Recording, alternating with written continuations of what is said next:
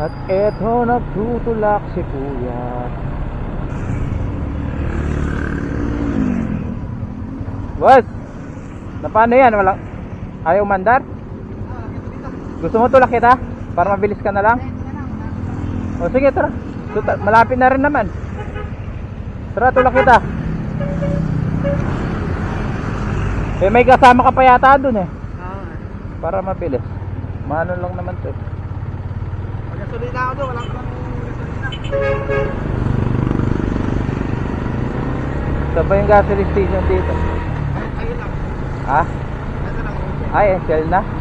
O, malapit na lang pala. Nagmi-minor si bossing.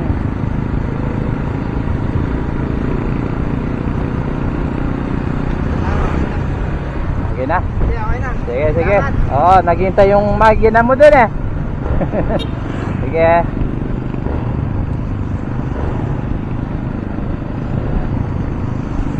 O, diba? Lakas ko atin, no? Boss, di ka naman. Kagay manulak. Sasagana ka.